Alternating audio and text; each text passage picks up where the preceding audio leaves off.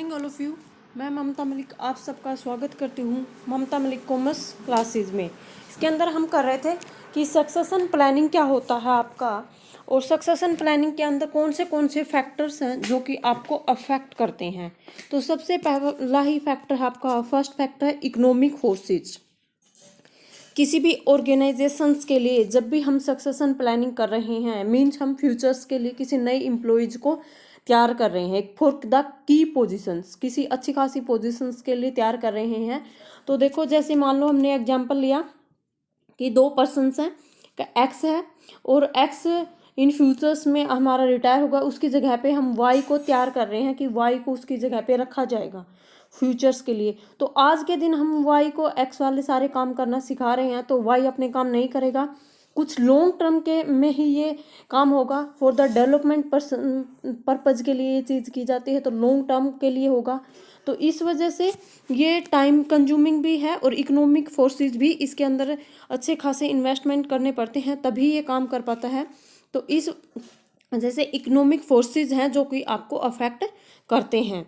Then second point है आपका organisations का साइज कैसा है, वो भी अफेक्ट करेगा। अगर हमारी ऑर्गेनाइजेशन का साइज जो है विद इन वन सिटीज ही है, तो डिसीजंस लेने में इतनी ज़्यादा दिक्कत नहीं आएगी, तो वो आपकी ऑर्गेनाइजेशंस को भी कम ही अफेक्ट करेगा, थोड़ा सा क्रिएटिकल नहीं होगा, ईजिली ही हम उसको सक्सेशन प्लानिंग को इम्प्लीमेंट कर पाएंगे। लेकिन अगर ऑर्गेनाइजेशंस का साइज जो है हमारा इंटरनेशनल लेवल पे है, बिजनेस जो हम कर रहे हैं इंटरनेशनल लेवल पे कर रहे हैं, तो उसमें हमें क्या दिक्कत होगी, जो हमारा एम्प्लॉयज है जिसकी पोजीशन के लिए हम तैयार कर रहे हैं, उसके लिए और ज़्यादा मुश्किल क्रिएट हो जाएगी। वो इतने अच्छे से हैंडल करने नहीं कर पाएगा, इतने अच्छे से सारे डिसीजन को नहीं सीख पाएगा।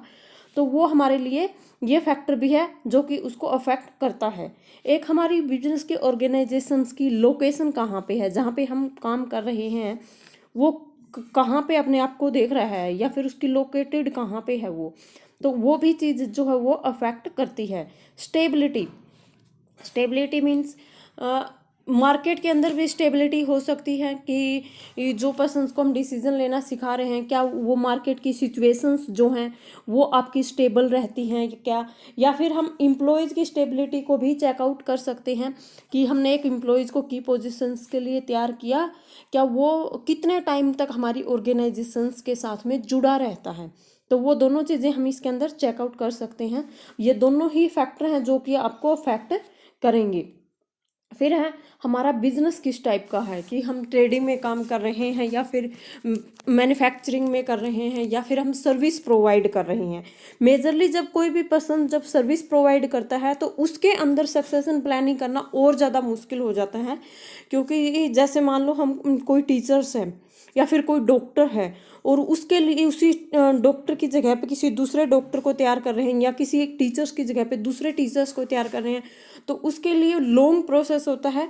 तो वो आपकी इसके अंदर से सर्विसेज के अंदर ऐसा इफेक्ट होता है जो ज़्यादा अफेक्ट करेगा आपको सक्सेशन प्लानिंग करते वक्त।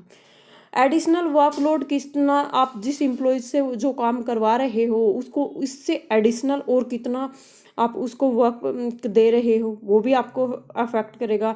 डाइवर्सिफिकेशन ऑफ द वर्कर, जो आपके वर्कर हैं उनको आप वर्क किस वे से डिवाइड करते हो, किस वे से उसको वर्क को प्रोवाइड करते हो कि उसको एडिशनल वर्क भी मिल रहा है, या फिर जैसे हम एग्जाम्पल्स में अब तक कर रहे थे कि हमें जो हमारे जो एम्प्लॉयज़ हैं उनके अंदर एक्स की जगह पे हम वाई को तैयार कर रहे हैं, तो वाई जो आज के दिन काम कर रहा है क्या वो काम भी उसको करना है, साथ में उसको कुछ नया भी सीखना है, तो वो एडिशनल वर्क रोड रिक्वायरमेंट में आ जाएगा।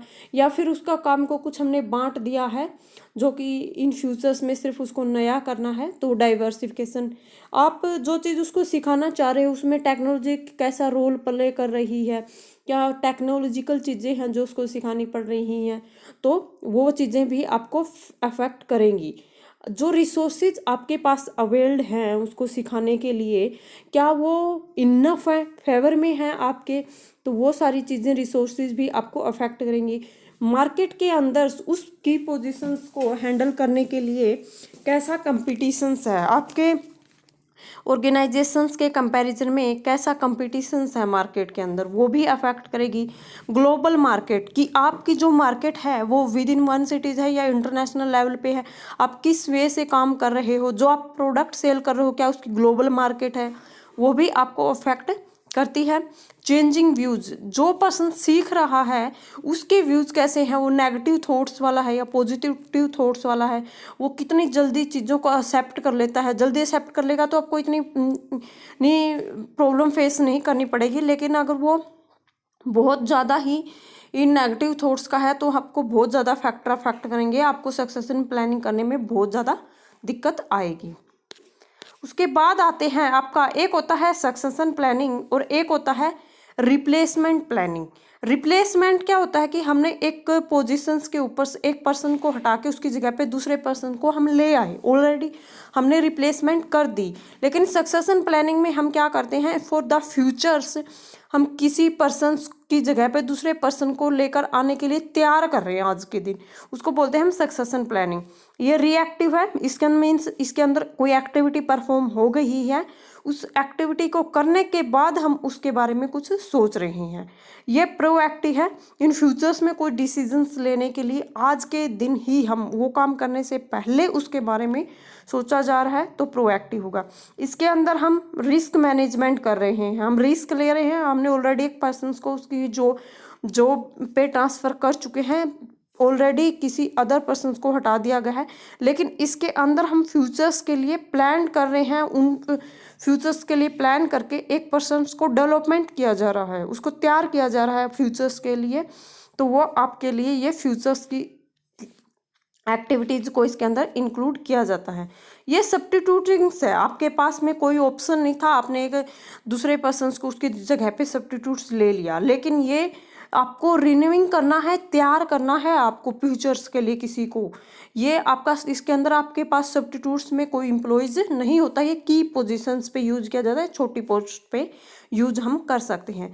ये एक नैरो अप्रोच है जिसके अंदर ज़्यादा वाइडर हम नहीं जाते, छोटी सी अप्रोच है, बहुत ही कम सोचते हैं हम, और किसी पर्सन्स को रिप्लेसमेंट कर सकते हैं। ये ब्रॉडर है, ऑर्गेनाइजेशंस के लिए ब्रॉडर अप्रोच है जिसके अंदर हम बहुत ज़्यादा सोचने के बाद ही डिसीजंस को लिया जाता है।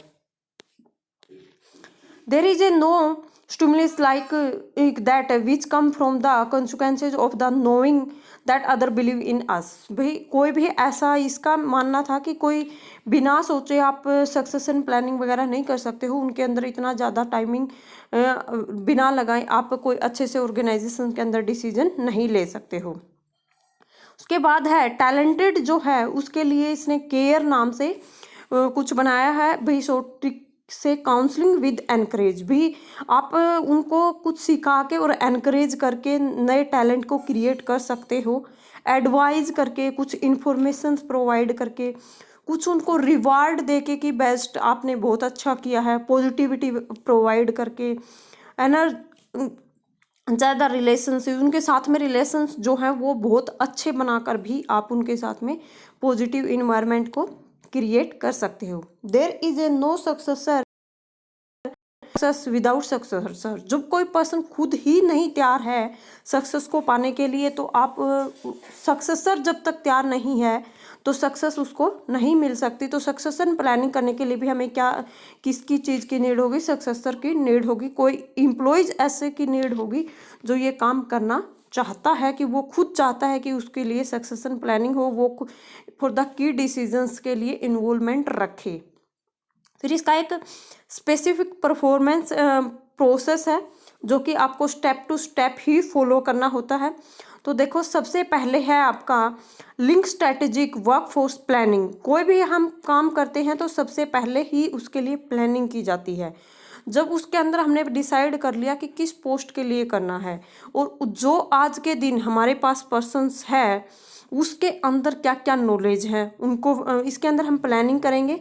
फिर जो आज के दिन हमारे पास पर्सन्स है और जो हमने प्लान किया है उन दोनों में क्या गैप आ रहा है उसको एनालाइज करेंगे। जो जो पोटेंशियल टैलेंट हो सकता है उसको आइडेंटिफाइड करेंगे। फिर उसके अंदर जो पर्सन हमें मिला है बेस्ट आउट, उसके अंदर डेवलपमेंट करना स्टार्ट कर देंगे। जो हमने प्लान बनाया था उसको इम्प्लीमेंट करेंगे। क्या जैसा हमने इम्प्लीमेंट एक्चुअल में किया वैसा ही उसने वर्क किया है वो इवेल्युएट कर लेंगे। तो देखो इसको डिटेल में करते हैं थोड़ा सा। सबसे पहले है वर्कफोर्स प्लानिंग या लिंक स्ट्रैटेजी बनानी है या फिर हमें प्लानिंग बनानी है। ये एक लॉन्ग टर्म विजन और डायरेक्शंस में आपका होना चाहिए। सबसे पहले तो हमें आइडेंटिफाइड करना है कि हमें करना क्या है फॉर द लॉन्ग टर्म, उसके लिए एक डायरेक्शन तैयार करेंगे। फ्यूचर्स में हमें एनालाइज करना है कि फ्यूचर रिक्वायरमेंट क्या है प्रोडक्ट फॉर द प्रोडक्ट और सर्विसेज के लिए। जो डाटा हमने कलेक्ट कर रखा है ऑलरेडी क्या वो इनफ है या फिर उससे अदर्स और भी हमें फ्यूचर्स में उसकी नीड होगी। कनेक्टिंग करेंगे अब जो हमने डाटा कलेक्ट किया उसको कनेक्टिंग करेंगे succession planning the value of the organization. जो हमने मिशन डिसाइड कर रखा है, जो हमने डाटा डिसाइड कर रखा है, क्या वो हमारी ऑर्गेनाइजेशंस को फ्यूचर को विजन को हेल्प करेगी अचीव करने में। उसके बाद है connecting succession planning the need and interest of the seniors leader. जो आपके सीनियर लीडर हैं, जो सक्सेशन प्लानिंग किसके लिए हो रही है, सीनियर लीडर के लिए ही हो रही है। मैं बार बार बोल रही हूँ कि की पोजीशंस के लिए ही हम सक्सेशन प्लानिंग करते हैं। तो आप एक तो ये चीज़ चेकआउट करो कि आपकी की पोजीशंस जो है वो क्या है। तो सीनियर लीडर्स जो हैं वो आपकी की पोजीशंस का ही पार्ट होते हैं। तो उनकी नीड्स क्या है, उनके इंटरेस्ट क्या है, वो फ्यूचर्स में कहाँ देखना चाहते हैं ऑर्गेनाइजेशंस को, उसके बेसिस पे ही हम इंफॉर्मेशंस को कलेक्ट करेंगे। देन उसी के बेसिस विजन और डायरेक्शन के बेसिस पे ही हम लॉन्ग टर्म की क्या रिक्वायरमेंट है हमें प्रोडक्ट और सर्विसेज की, और उसी के बेसिस पे हम फिर अपनी प्लानिंग को डिसाइड कर लेंगे। ऑर्गेनाइजेशन को कनेक्ट करेंगे उन सब चीज़ों को। फिर उसके बाद है एनालाइज करेंगे गैप को। जो कोर कंपिटेंसीज है हमारे पास, जो हमारी स्ट्रेंथ है, टेक्निकल कंपिटेंसीज की जो रिक्वायरमेंट है जो हमारे पास है और जो कि हमारे प्लान के अकॉर्डिंग होना चाहिए, उन दोनों में क्या गैप है डिटरमाइन करेंगे। करंट की जो सप्लाई है और एंटिसिपेटेड जो डिमांड है, मीन अपने फ्यूचर्स के प्लान के अकॉर्डिंग हमें क्या डिमांड है और जो करंट में हमारे पास सप्लाई है वो क्या क्या चीज़ है डिटरमाइन क्या करेंगे। और साथ में टैलेंटेड की जिसकी हमें लॉन्ग टर्म में नीड है उन सब चीज़ों को चेकआउट करेंगे। फिर उसके बाद है डेवलपिंग करेंगे a business plan based on the long term talented need note in the position और रिप्लेसमेंट। सिर्फ उन्हीं चीज़ों को ही हम डिटरमाइन करते हैं, चेकआउट करते हैं इनके अंदर जो हमें लॉन्ग टर्म के टैलेंटेड की नीड है। अगर कोई ऐसी पोजीशंस है जो उसको हम रिप्लेसमेंट से काम चला सकते हैं, उसके लिए हम सक्सेशन प्लानिंग नहीं करेंगे, उसका रिप्लेसमेंट में ही उस जॉब को कर लेंगे। तो लॉन्ग टर्म के लिए जो जो हमें नीड है उनको आइडेंटिफाइड करेंगे। अब हमने एनालाइज कर लिया गैप को, तो अब इनके बीच में एक पूल क्रिएट करेंगे। जैसी हमारी रिक्वायरमेंट थी, डिमांड थी टैलेंट की, और जैसा हमारे पास है, क्या दोनों के बीच में गैप क्या है। तो candidate versus development of the positions using करेंगे भाई जो जो कैंडिडेट डेवलप हम जिनको कर सकते हैं। फिर है कुछ एक प्रॉब्लम्स भी आती हैं, आइडेंटिफाई करेंगे उनके टैलेंट को किसके साथ में जो कि उनकी क्रिटिकल कॉम्पिटेंसीज है for multiple level earlier of the career often. जो जो एम्प्लॉयज़ के अंदर उनके पॉजिटिव पॉइंट है और उनके नेगेटिव पॉइंट है, दोनों को ही फाइंड आउट करेंगे, उसके अकॉर्डिंग ही फिर हम पूल क्रिएट करेंगे। फिर उसके साथ में है assessing competencies skill level of the current workforce using assessment और इंस्ट्रूमेंट्स। जो जो कॉम्पिटेंसी और स्किल लेवल हमारे पास था हमारे करंट एम्प्लॉयज़ के साथ में, उनको और जो इंस्ट्रूमेंट्स हमारे पास हैं उनको यूज़ करके हम उनका डेवलपमेंट करना स्टार्ट कर देंगे। उनको कुछ नए डिसीजन पावर्स नई टेक्निक से सिखाना स्टार्ट कर देंगे। आपको क्या करना है 360 डिग्री यूज करना है feedback for the development purpose. 360 degree का मतलब होता है कि एम्प्लॉयज़ के बारे में आप कुछ इन्फॉर्मेशंस को कलेक्ट कर रहे हो, तो उसके सराउंडिंग में जितने जितने पर्सन्स हो सकते हैं सभी से आपको उसके फीडबैक को कलेक्ट करना। उसके जो हायर लेवल के पर्सन्स हैं उनसे भी कलेक्ट करो, जो उसके लोअर लेवल के हैं उनसे भी करो, उसके फैमिली मेम्बर से भी करो, उसके जो कलीग हैं उनसे भी करो, उसको खुद से भी आप कलेक्ट करो कि उसके अंदर क्या क्या डेवलपमेंट के पर्पज हैं, वो कैसे डेवलपमेंट हो सकती है उसकी। फिर है एनालाइज करो एक्सटर्नल सोर्सेज ऑफ टैलेंट। आप ये भी एनालाइज कर सकते हो कि बाहर से आप किस पर्सन्स को हायर कर सकते हो एक्सटर्नली वे से, जिसको कि आप फ्यूचर्स के लिए सक्सेशन प्लानिंग के लिए तैयार कर सकते हैं हमारी ऑर्गेनाइजेशंस के अंदर। फिर उसके बाद है develop a succession planning strategy. जो हमने डिसाइड किया था, फिर हमने उसके लिए प्लान बनाया था, फिर उसके लिए determining different different strategy talent को अक्वायर किया, फिर उसके बाद में हमने एक पूल क्रिएट किया। अब उसके लिए स्ट्रेटजी बना रहे हैं, हम डेवलप कर रहे हैं अपनी स्ट्रैटेजी को।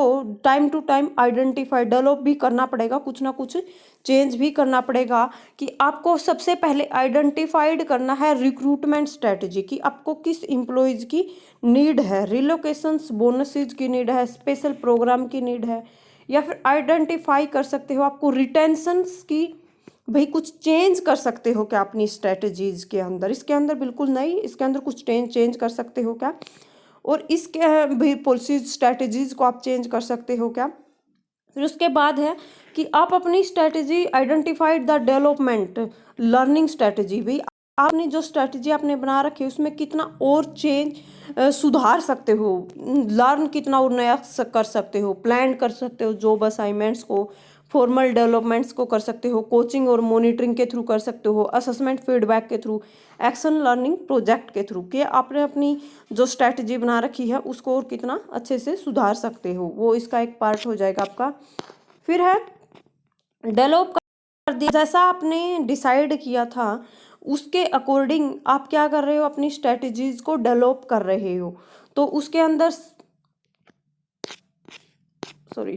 जो आपने डिसाइड किया था डेवलपिंग के अंदर, उसके बाद उसी स्ट्रैटेजी को आप क्या करोगे, इम्प्लीमेंट कर दोगे, उसको फॉलो आप दोबारा से, जो आपने डिसाइड किया था उन कामों को, प्लानिंग तो आपने कर ली, डेवलपमेंट में और थोड़ा सा सुधार कर लिया, लेकिन अभी उन काम्स को एक्चुअल में परफॉर्म करना है। तो इम्प्लीमेंटेशंस में इम्प्लीमेंटेशन रिक्रूटमेंट की भी हो सकती है, रिटेंशंस की भी हो सकती है, वही डेवलपमेंट और लर्निंग इसकी भी हो सकती है।